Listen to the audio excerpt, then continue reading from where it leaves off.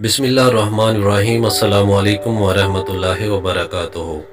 Chicken کے زیادہ استعمال سے ذیابیطس ٹائپ 2 کا خطرہ 15% تک بڑھ جاتا ہے۔ سرخ گوشت کے زیادہ استعمال سے ذیابیطس ٹائپ 2 کا خطرہ 23% تک بڑھ جاتا ہے۔ آلوؤں کا بہت زیادہ استعمال ذیابیطس ٹائپ 2 کا خطرہ 33% تک بڑھا دیتا ہے۔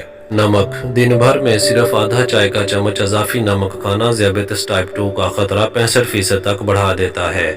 بہت زیادہ نمک کھانے کی عادت سے ذیابیطس ٹائپ 1 کا خطرہ 82% تک بڑھ جاتا ہے۔ ناشتے میں میدا اور چینی سے بنی ہوئی غذاؤں کا استعمال، تمام ڈبوں میں بند غذائیں ذیابیطس ٹائپ 2 کا خطرہ بڑھا دیتی ہیں۔ وٹامن واٹر دنیا بھر میں کافی مقبول ہو چکا ہے۔ در حقیقت ایک بوتل وٹامن واٹر میں 32 گرام چینی اور 120 گرام کیلوریز ہوتی ہیں۔ چینی کا زیادہ استعمال ذیابیطس کا شکار بنا سکتا ہے۔